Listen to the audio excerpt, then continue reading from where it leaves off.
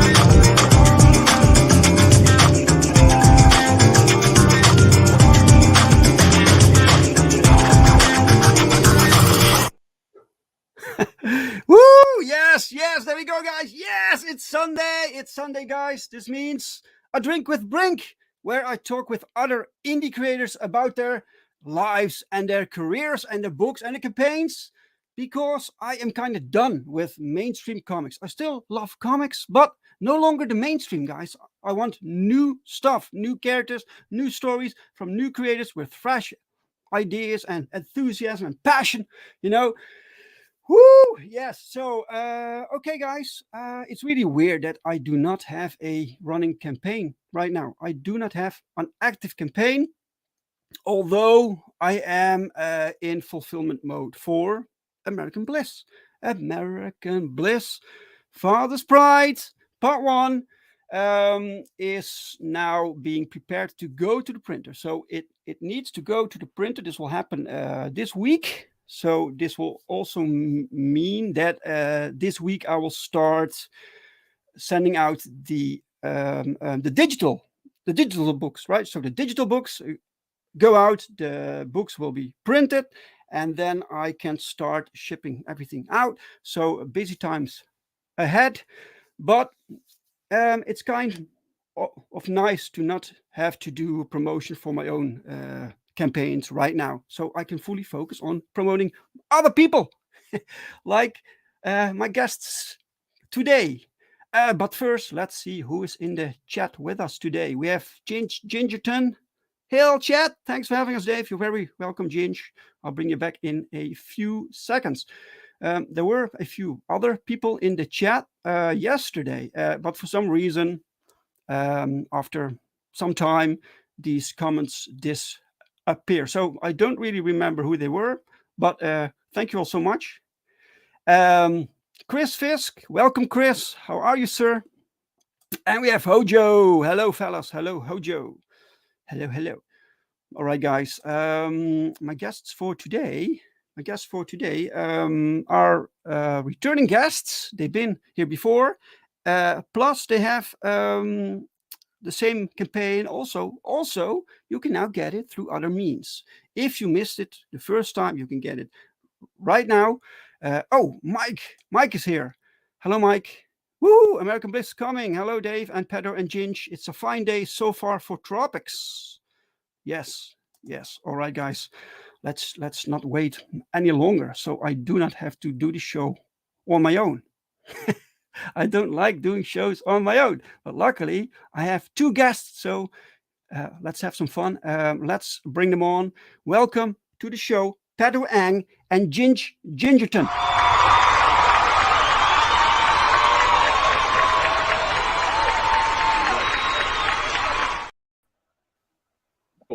Thank you, everyone. Thank you. Warm round of applause. Very nice. Thank you. Yeah. Whew. Welcome, guys. Oh, Welcome. dude, How my are you pleasure. two doing? About that intro, man, I felt like I was in Starsky and Hutch or TJ Hooker. Awesome music, man. Like, Oh, yeah, really? Oh, Yeah. dude. I wanted to I've jump said off it a to car the with a gun, just like, yeah, yeah. Woo. Our mustaches are very appropriate for that type of music. Yeah. I feel like it's Yeah, either like 70s crime or 70s porn. It's one of the two. yeah. Right. I called the informant in the alleyway. Just saying. Okay, guys. It's good to have you guys back. It's been almost a year. I think 11 months ago you were my guests here. Yes, sir. So how did the first campaign go? Oh well, the first campaign, Tropical Magicks, funded. The book's already delivered. People have read it. People have loved it. Dude, it's an awesome story. If you like 80s style action adventure, a la Tremors, Big Trouble in Little China, they like people have enjoyed it. I've heard nothing but good things about the book, which is fine. Right. I'm still waiting for the horrible reviews, but haven't gotten none yet. So Good. I guess Good. we did okay, Ginge. Hey, I appreciate it, buddy. I had a blast taking the dialogue lead and lettering the book. It was my first time lettering a book. Pedro really let me.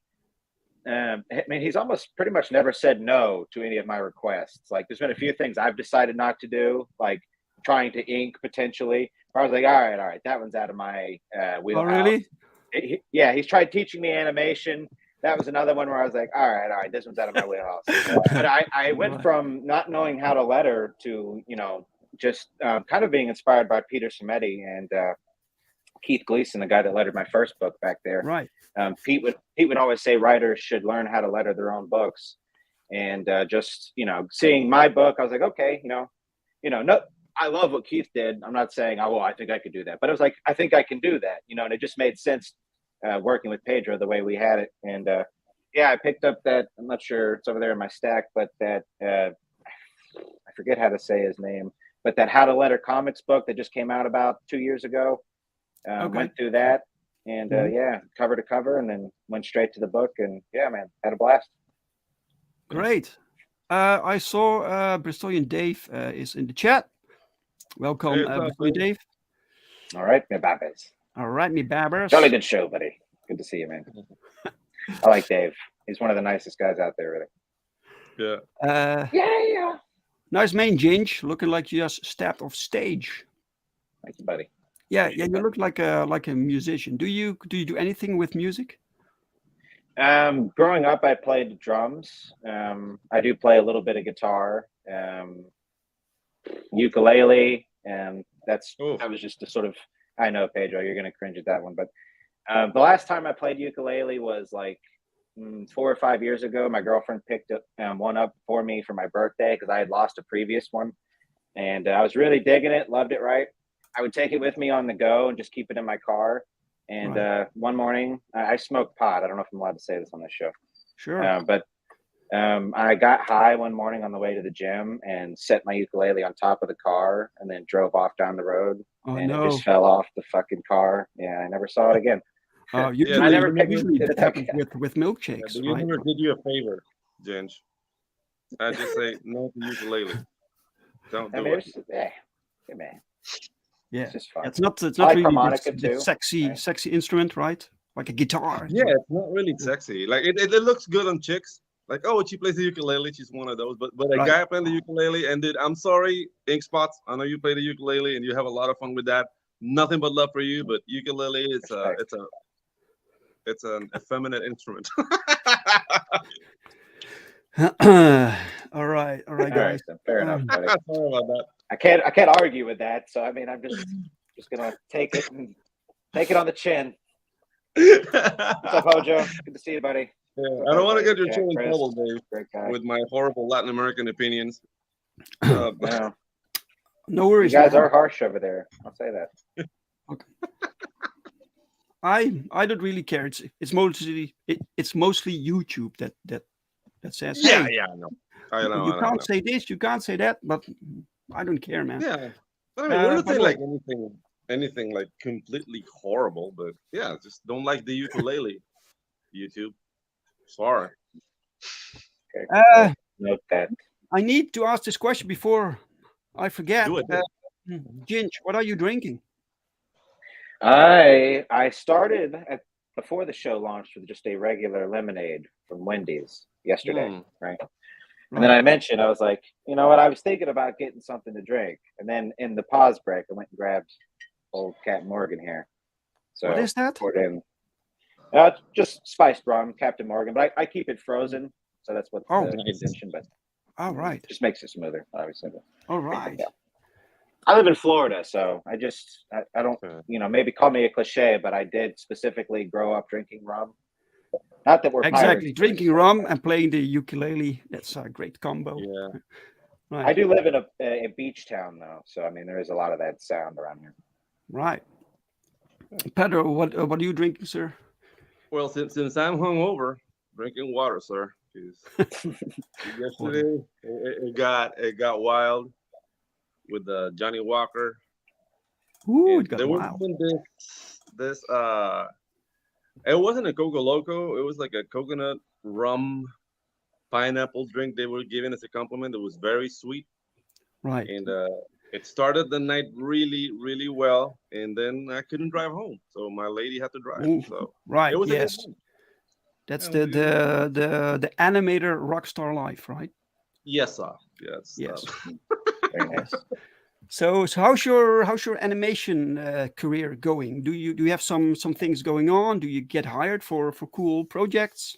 Yeah, dude. Right now, I'm staying away from advertising, which has been like my bread and butter for like most of my career, because I live in a country that really doesn't have an animation industry, so it was mostly commercial. But ever since I discovered CG, I've been hired to make people's trailers, man. And in between the trailers and in this project, I can really talk too much about because we're in the middle of production. It's basically taking up all my time, and it's fully like character animation. I couldn't be happier. Couldn't be happier. And the cool thing is that there are more news on the animation end, because basically by the end of this month, it's not gonna be streamed. It's gonna be like 10-minute videos of how to learn how to animate, so people can follow it on my channel on Pedro and Ginge cool. YouTube. And then I'm gonna start doing live stream to make like a karate dojo for animation, so people can like improve their chops and just turn this community into a bunch of animators, so we will be able to do whatever. Like right now, I'm working on my own. I'm doing a trailer every 6 weeks. Like that's how much I think it takes me. Really? But if we complete trailer every 6 weeks. Yeah, 6 weeks from start to finish, fully animated. That's fast. Wow. And that's how many seconds? 90 seconds or something? Or it's around a minute to a minute and 20. So yeah, from 60 to 80 seconds of animation. Right. Okay. Right. Yeah. Awesome, man. That's fantastic. Yeah. Gregory, welcome, Greg. Yo. Hail, Greg. What's up, Greg? Good guy. So you said it's keeping you busy almost the entire time. Do you still have time to draw comic books? Yeah, that's the thing. Like that's what I was gonna say. Between that and this gentleman over here, the plate is full. We're drawing. We're creating. Like we're coming right up with a new campaign really soon. So this second chance campaign is to keep in the side guys. Like people like, hey, here we are. This is our book. But there's more books coming. And Ginge and I have been working on 2 more IPs, which are gonna come out this year. And dude, it's exciting. It's an exciting time for me. What's the name? What did you say? What title? Oh, the next title, it's called Waifus and Kaijus, which is like Waifus and Kaijus. Sold. Yeah, I'm sold. Yeah, all right. It's a mecha anime love letter. So basically, I grew up watching like super mecha anime, like Masin Kaiser, Grandizer, Giant Robot, all that stuff, and sprinkle a little bit of Gundam and Robotech, and that's Waifus and Kaijus. Well, with hot chicks. So of course, yes. You gotta have the waifus. Yeah. Excellent. Yeah. So you're still doing this with Ginge. You keep working together on this next thing also. Ginge is the writer for Waifus and Kaijus. So basically, we've developed a system where basically I come up with ideas, or Ginge come up with ideas. We both do the world building. And then since my English is my second language and I speak coconut English, he handles the dialogue. And dude, it's amazing. Right. Coconut English? Yeah, that's my English. You're right. Okay, all right. So I get it now. So Ginge wanted something with waifus, and you wanted something with kaijus, and you just combined it. No, actually, we both wanted to do the waifu thing, and then like, look, Okay. we need an excuse to insert waifus, and okay, Sure. let's put some kaijus. Yeah. Yes. So Right. Yeah, I mean, Excellent. it also helps. The name is very catchy. It's like Mhm. Yeah. just sort of It is. popped right away. So It is. it When you helps. combine things that usually don't really have much to do together, like cowboys exactly. and aliens, for instance, that was this thing, you know. Mhm. Yeah, why not? Right. Why not, right? Okay, guys. Let's take a look at your campaign. You were this is the same campaign as last time, only this time you brought it to a new website. A new Yes, sir. website. Right? Mhm. New Frontier. Oh, Yeah, wait, a brave wait. new world. Wait, perhaps before we go there, Mhm. let's show people the trailer. Oh, let's do it. Yeah. There we go. Rock and roll.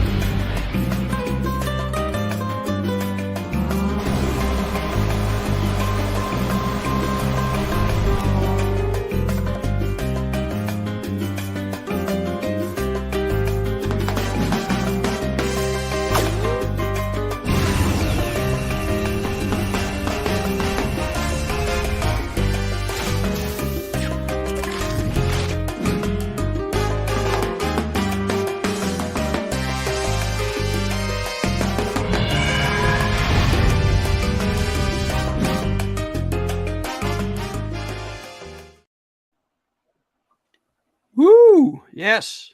Nice. Nice. Very salsa-y. It's basically Yeah. impossible to not bust out into a. Just pretend you've got two wine glasses in your hands and you're like trying not to spill them. Exactly. Yeah, that kind of works. Yeah. That's how I oh, always think salsa dancing is. I'm probably right. wrong. Yes. Yes. The music is perfect. It Yeah. it fits the vibe and the theme, and you have a lot of things going on, man. I see robots. I see like the superhero, like Iron Man character. There's a lot of themes Yeah, there, right? the story in itself, like I don't know, like it might sound convoluted, but it was like therapy for me at the moment when I wrote it. Because yeah, it was like the beginning of the pandemic, being homeless for a couple of days, and a lot of fever Yeah. dreams, and it all became into a cohesive story that I mean, Ginge kind of helped me to shape it up, but it's basically magic and technology fused together in this world, Mm-hmm. and the magic is very restricted because I didn't want it that like open, you know, like magic, like magic users could do whatever. They can only use three powers, which is gravity, water, and fire. But within the story, the governments of the world harnessed all these magic users and turned them into weapons. So there's like technology applied to the use of magic. Mm-hmm.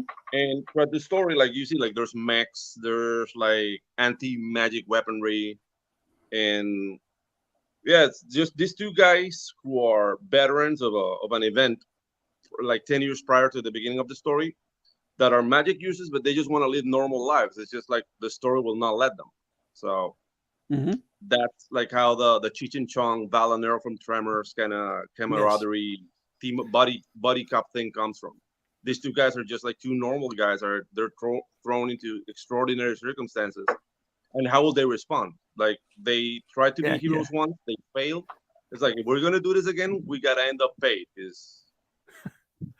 That's a cool concept, man. That's a really cool concept. Oh, thanks, man. Thanks. I remember that from last time. Yeah, Cheech and Chong, and then all these adventures. I saw Immortal Rising comic book. Welcome. And Dark Side. is comics. Hello, Website. hello. Yeah. So yeah.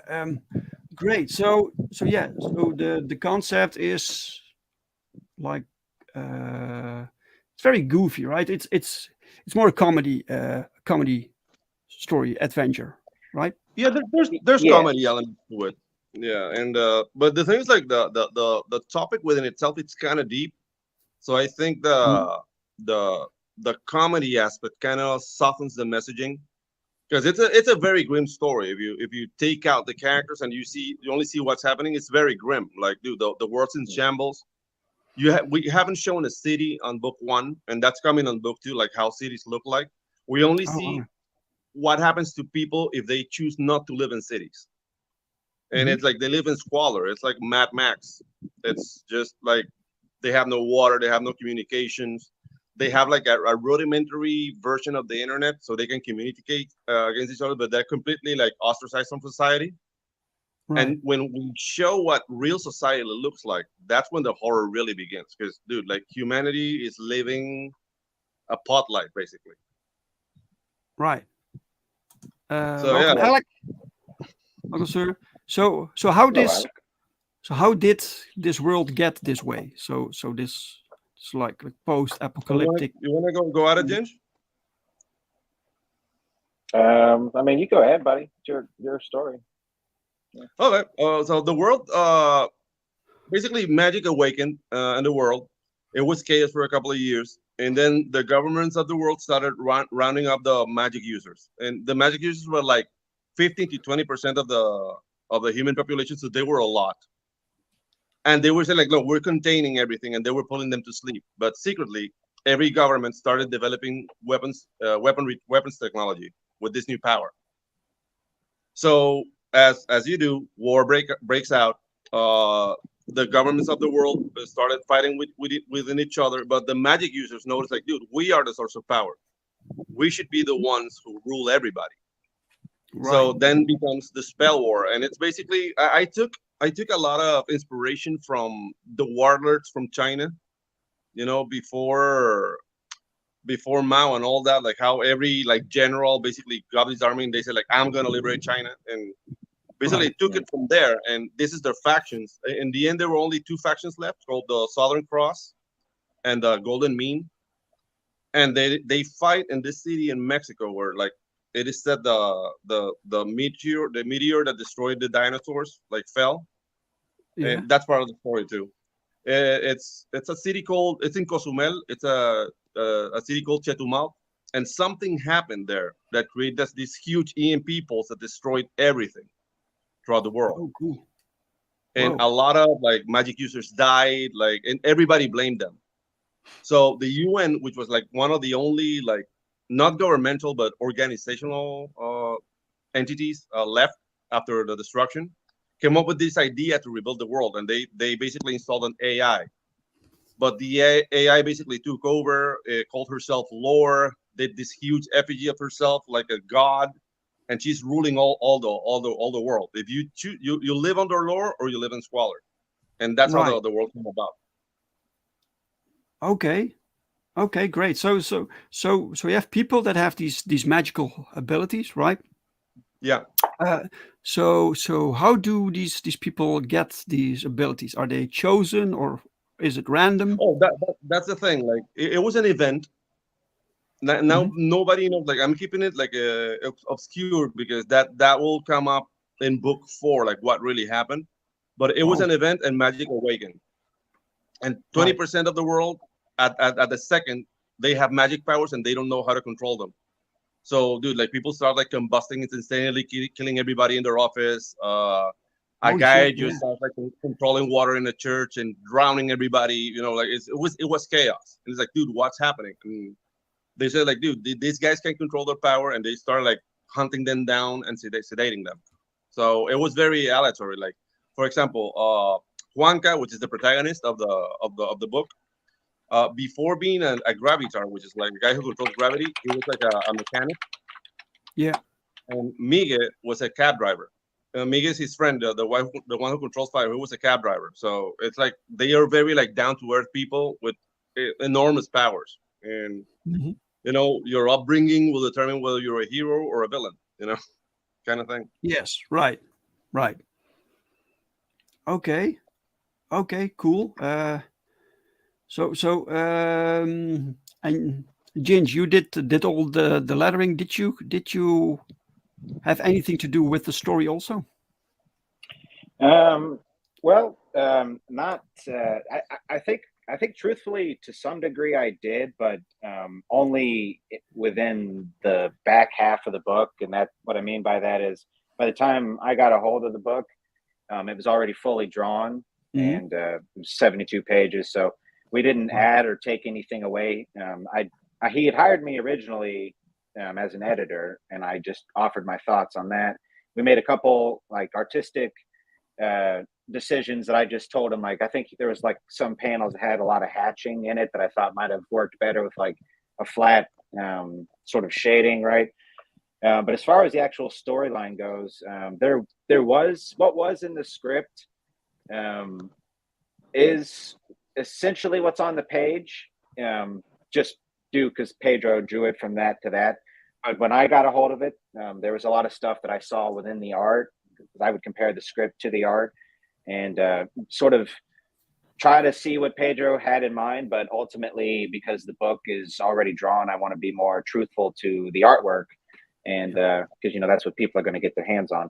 Yeah. So sort of a short version of that is, the version of the script is a fair bit different to some degree, but it's mostly that there's just relationships that are etched out in a way that sort of will probably change the way the story goes in the future. Right. So for the record, guys, this book is completely done. So when people back this campaign, you can basically ship it out, or what's the plan there? Yeah, as you were saying, like this money is just to print more books, because we're already like the books we printed, we're down to like 10, I think. So it's just basically the printing time. Now this money for printing books and getting into the hands of readers, basically. Right. Okay, guys, the book is done, and you can safely order it. And the link is pinned in the chat. It's also in the description of this video. Please check it out, share it with other people. Let me see. So guys, why did you decide to bring this to FundMyComic? Well, I guess I'll take it. As far as doing a second chance campaign, it was just something we wanted to try. Originally, we were going to stick with Kickstarter. I don't think FundMyComic had come out yet. But taking it to FundMyComic, I mean, the book's already done, so we're just sort of getting it out there. I don't see crowdfunding at this point necessarily as a it just depends on where you're at in terms of what you're able to produce. If you have the money to produce pages, you don't have to rely on it as crowdfunding. I see it more as a comic book rack, right? Just getting it in front of people. So I like FundMyComic for that reason. For a couple of reasons within that, basically. There isn't the element of any sort of censorship, quote unquote, right? Also, I'm actually really in love with the name, and I think if this website is able to sort of get its feet under itself and get going, the name itself is basically $1 million name.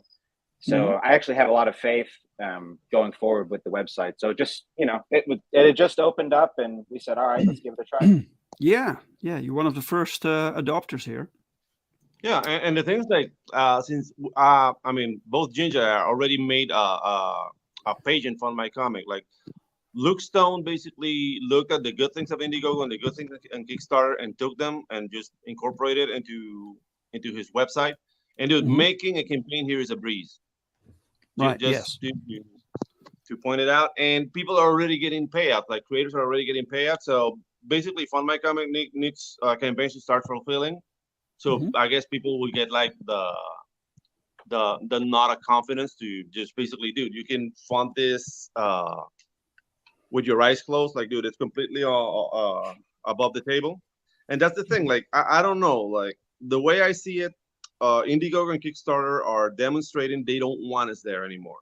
You know, and it's clear. Right. And why stay in a place where we're not wanted?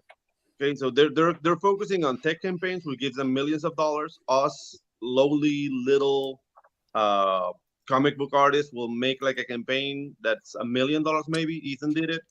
$3 million with Eric July. It seems that for them that's peanuts.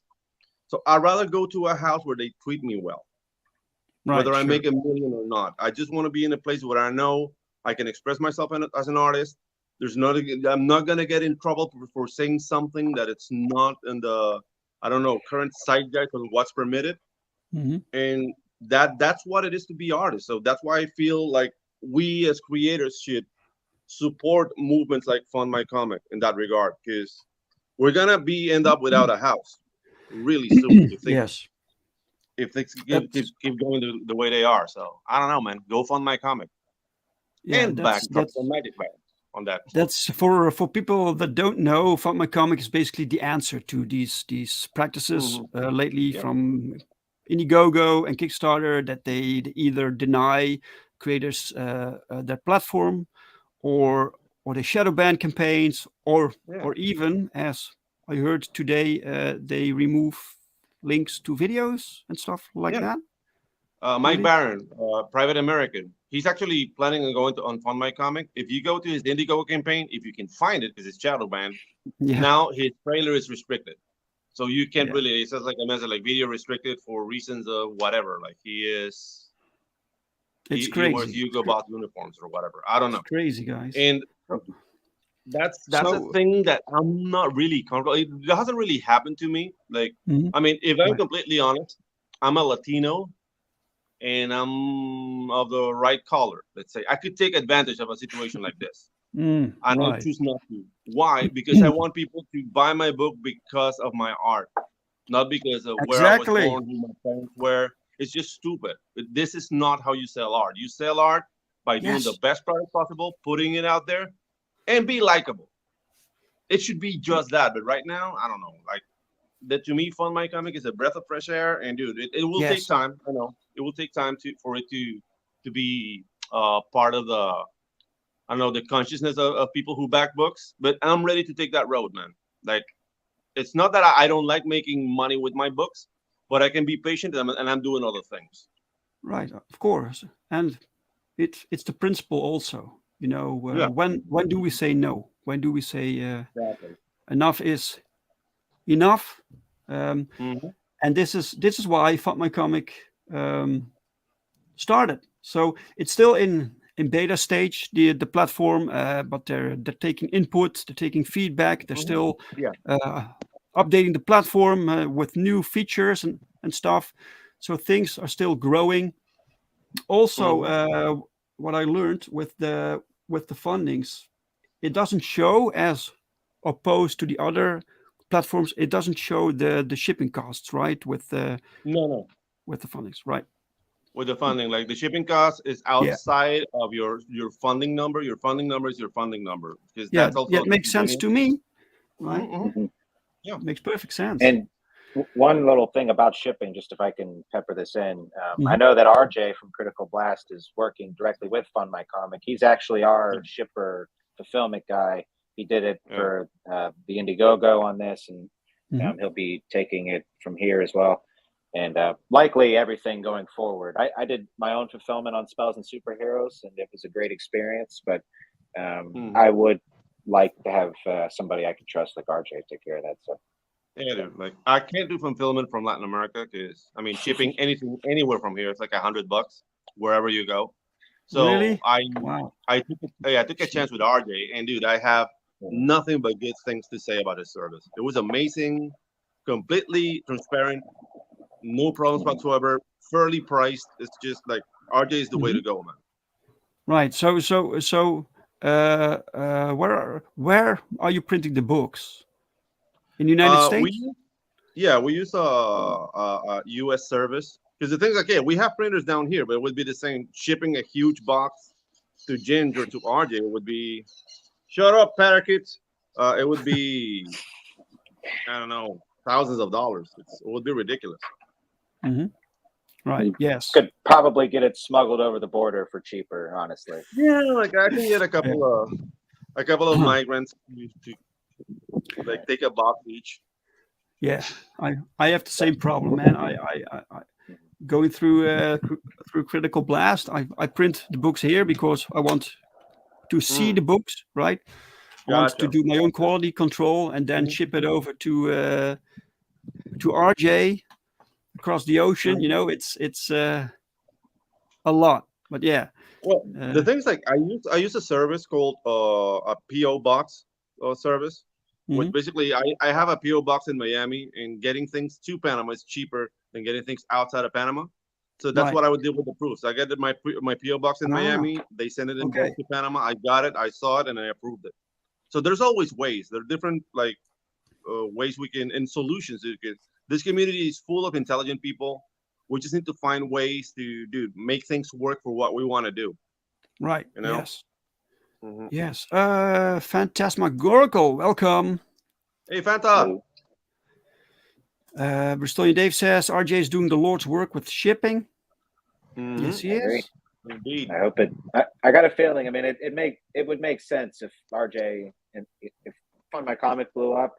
You know, if a lot of people were relying on him, I think he certainly deserves to be as rich as you could be. Honestly, like the amount of effort and like dedication he puts into it. I mean, he deserves it, in my opinion. You know, let's get RJ whatever that means. Yeah, sure. Let's get him a pony. Everybody chip in. A pony? Yeah. Does he want that? Who doesn't? Well, he can decide what he wants to do with it. Bristolian Dave says helping us Brits not have to pay 4,500 for a 24-page comic to be delivered to us. Yeah, it's ridiculous. It's ridiculous. Yeah, Gregory says I'm soon to give RJ a shitload of work with my Bellgate campaign. When my Bellgate campaign ends. Oh, is the campaign active, Greg? Is the campaign active? All right. So yeah, FundMyComic. So what are the biggest differences between FundMyComic and like the bigger platforms? Not only for you as the user, but also for the customer. Well, yeah. If you have a problem with FundMyComic, an actual person will answer. So that's something that I value. I won't be like taken care of by a bot. Taken care of by a bot. That's something that's appreciated. And and I don't know. As I said, the ease of making as a creator, the ease of making the page was noticeable. And I don't know. Like I think he's trying to equilibrate the service, customer service wise, to Indigo and Kickstarter. It's more on the side of the creator. Like you keep more money in your pocket. He's only charging like 3%, as opposed to the 7% that Kickstarter is charging. And I think it's 6 or 5 for Indiegogo. Like I don't know. I don't know if those. It's complete. I think total 8% with the platform fees, plus you have these transaction fees also. And the thing that some people were telling me, like, yeah, but if you add the card charges and some other thing, like it will add up to 7%. But yeah, like Kickstarter charge you 7% plus the card charges plus everything else. So it makes no sense. It's ridiculous. That argument. Right. So this book is 72 pages, right? 72 pages of pure action. You're gonna see a lot of Latino faces, but basically I base the characters on people I know. So a friend of mine wrote it, and he was looking at all our friends like, dude, what did you do? Like, dude, I was bored. That's great. Yeah. Also, do you also take inspiration from their personalities or only their looks? Yeah. Juanca and Miguel are people who exist in real life. Oh, really? That's great. Especially Miguel. Miguel is a guy like that's not explored in the book, but I mean it's no secret. He's a guy who has 8 kids with 8 different women. Okay. And that's his motivation to making money because he's a provider. He's a good dad, but he just can't keep it in his pants. And yeah, I have a couple of friends who are like that. Just spread the seed. Right. All right. Yeah. Great. So this when you talk about the premise, right? It's you would immediately think this is a very serious, dark book, Mhm. but then you see it, and it's very colorful, very upbeat. Yeah. So Exactly. this contrast seems to work very well for this particular story, right? Yeah, the thing is like I wanna approach horror scenarios from an stoic uh perspective. Like Hmm. yeah, it's horrible, but it is what it is, and we have to make it work.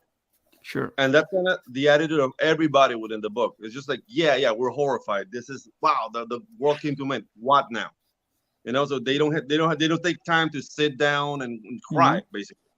Right. And that's kind of the underlying messaging I want to give. I don't want to be like preachy about it, but dude, I'm a huge fan of Seneca and Marcus Aurelius, and Hmm. I'm really into the whole like a stoic view of the world. Like, dude, just make it work. Whatever happens, no matter how Sure. horrible it is, get up, keep on walking, and that's basically like the whole stance of everybody in this book. Even the villains are like that. All right, everybody. Right. Yeah. Okay. Great. All right. Let's see your perks for a moment, guys. The link is pinned in the chat. It's also in the description of the video. Check it out. They have a digital option for Yep. $8. Hmm. That's great. So when people select this one, you send it immediately or after the campaign. Yeah. As soon as we get the notice, we'll send it right away. Mm, You get your book. great, perfect. On All PDF right, format. right. It's too bad you can't yet put pictures with it. Mm. Right.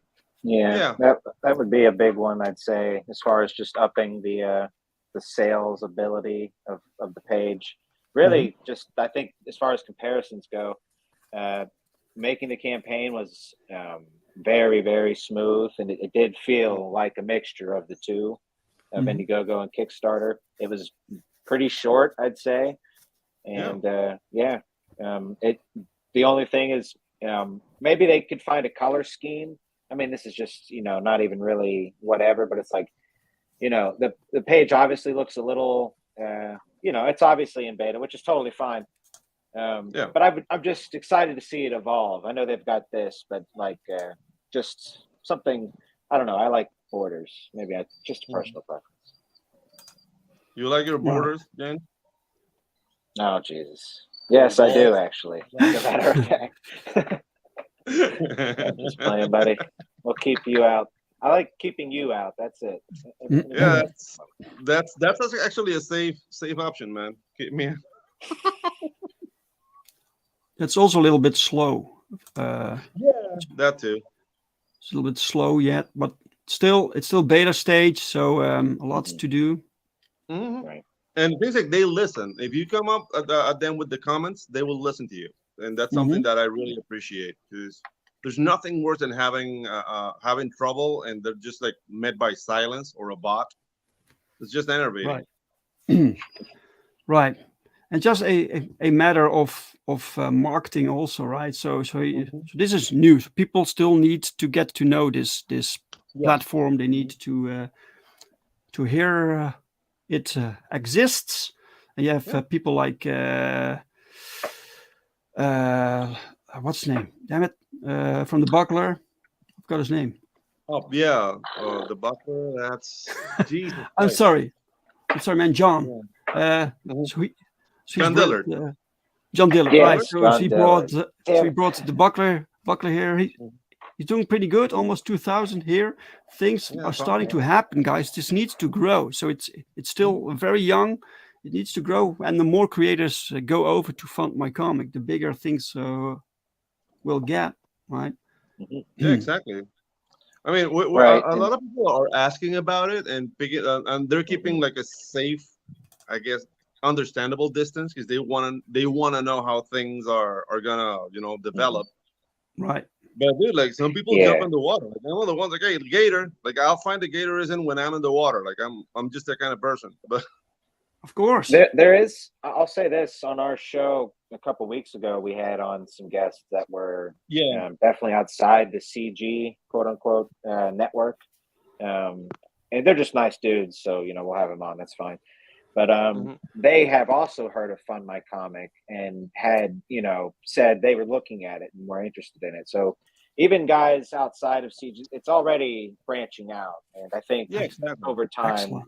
Yeah, the way it should be. Like the things like, dude, I love my CG pips, but that kind of labeling, like we were called CG, we didn't become CG.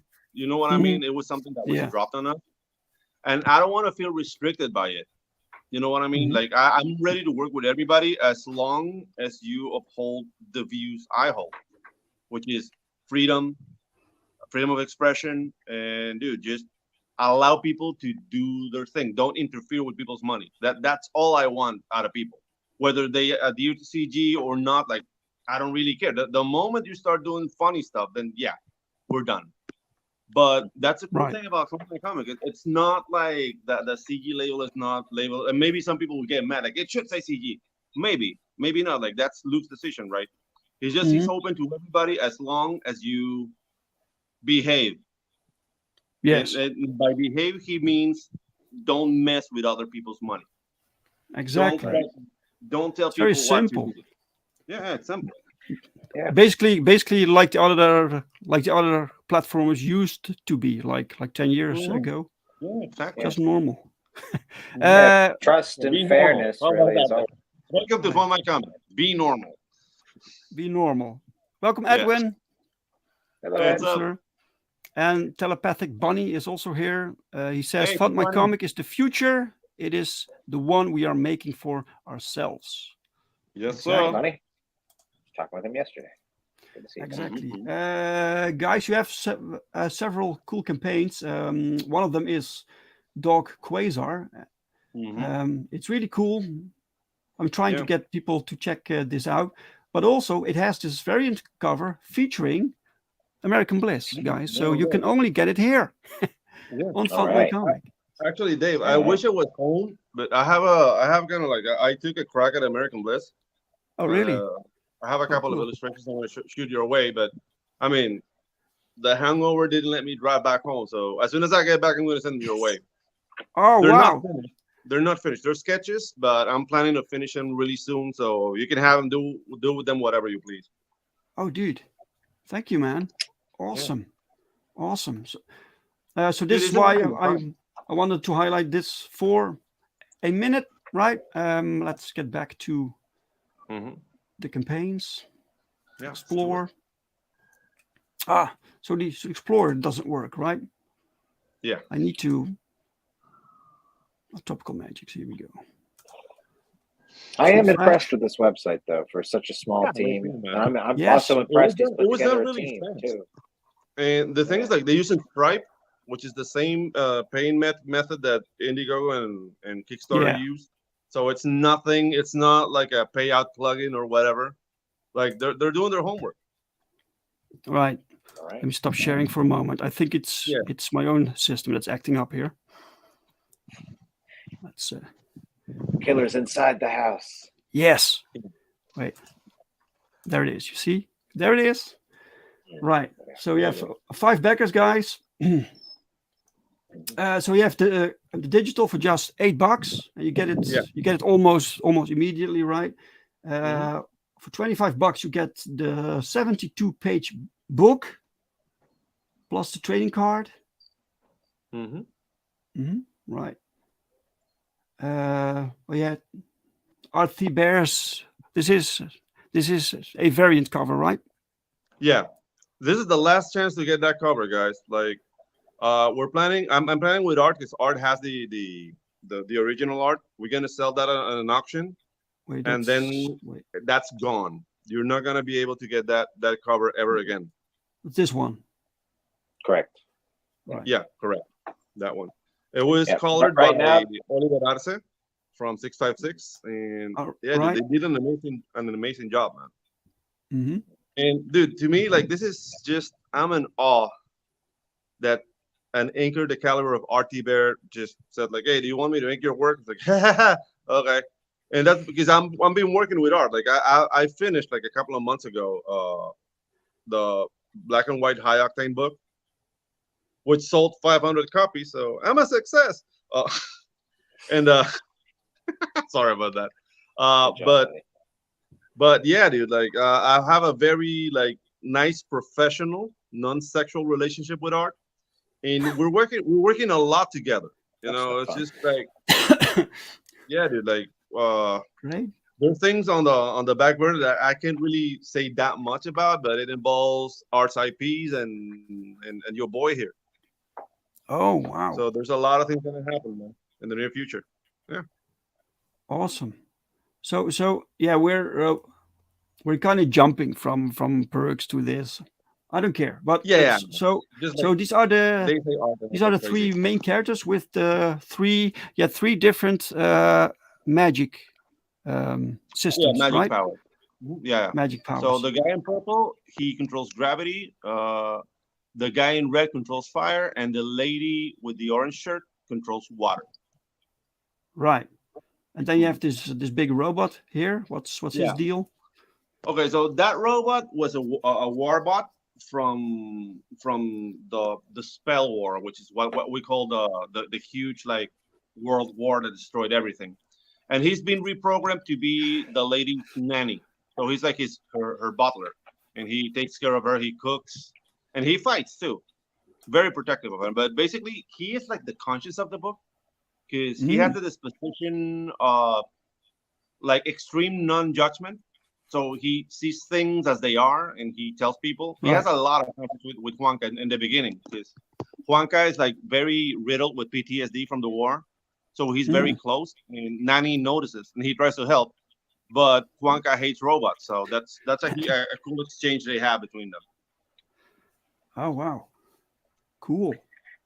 Yeah, I'll just Mm. say that was for me, or just I've always wanted to be an animation writer, and one of the reasons I enjoy working with Pedro so much is he is an animator.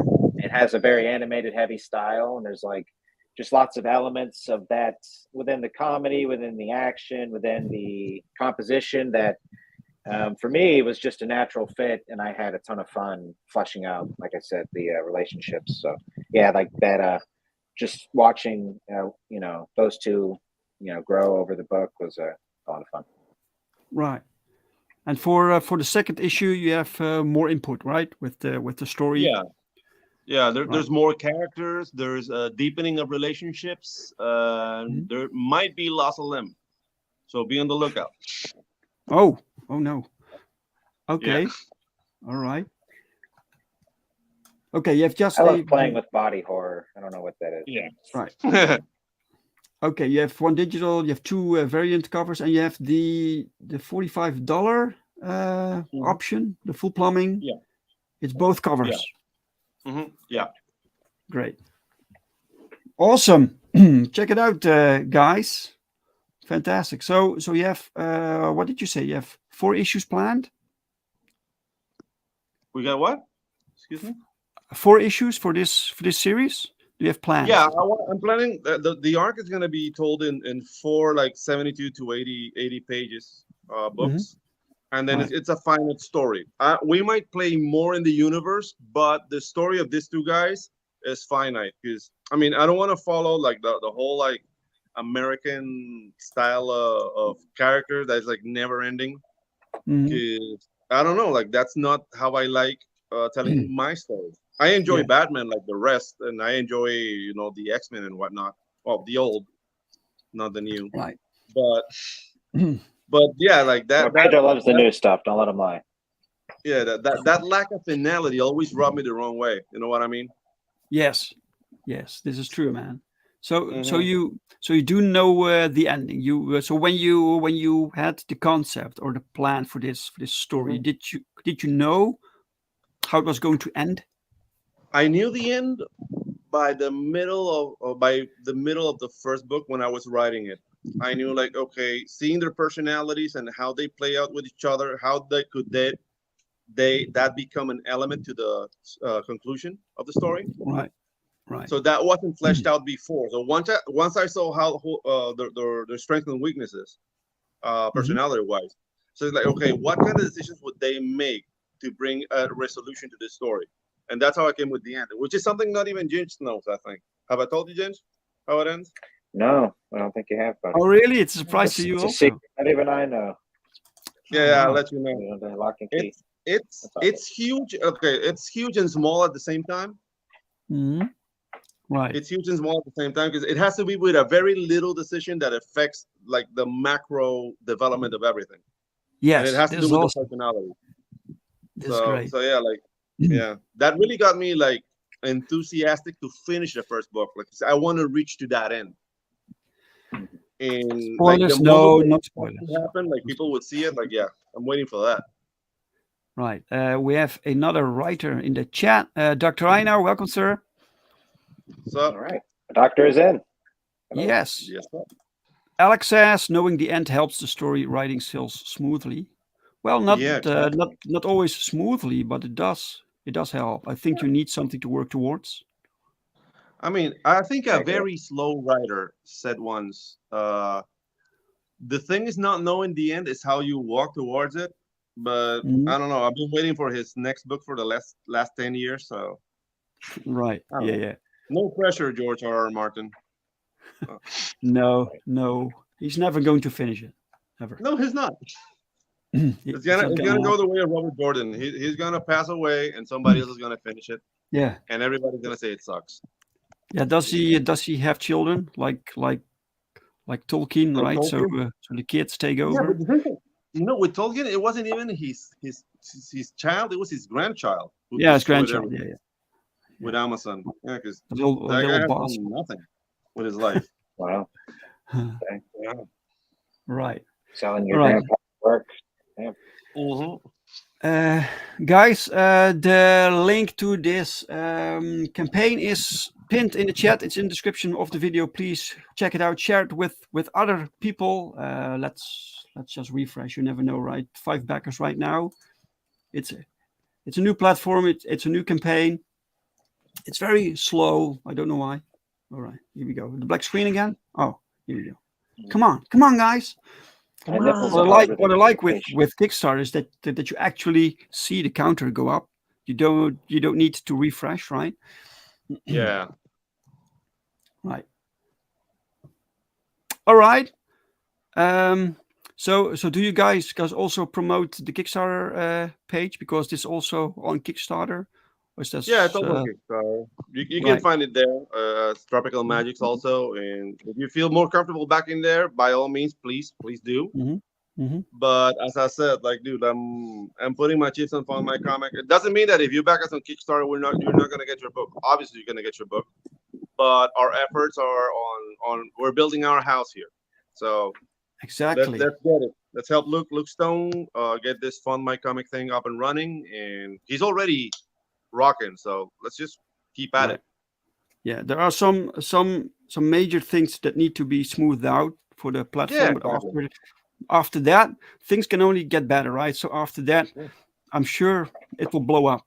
Like bigger creators will come to the platform. They will bring their own audience, and suddenly things grow. Just yeah, man. All right, awesome, excellent. So what's next for you guys? So Ginge, after this one, what are you working on right now? Well, we're doing waifus and kaijus next. Oh yeah, right. That'll be our next thing, and then I'm doing a horror story anthology series that'll be coming out after that. Yep. It's a comic book also. Yes. Yeah. Okay. Awesome. Horror story. So you're working with Pedro on that also, or new team? Yeah, Pedro's my artist on that as well, but we're scheduling things out, and he hasn't even started on the next stuff yet. So yeah, we're just. Hey, I'm starting tomorrow. Jesus. Okay. Oh really? Oh, it's all good. That sounded way more aggressive than I meant it to. So Pedro, you could probably adapt your own style, right? For this horror story, you need something different, right? No, I'm planning something different. I'm taking a hint from different artists, like an amalgam So I'm looking at a lot of what Mike Mignola does. For I mean, yeah, his style is very like like flat shadows. So I want to grab that with my knowledge of anatomy to see what comes about, because the story, like what I've read so far from the story, like it's grim. It's a grim story. So I'm gonna shoot some designs, because I mean with Ginge and I always shoot designs before I start working. So like, hey, this is where we want to go with this. So we're in that stage right now, and that process starts tomorrow. So Awesome.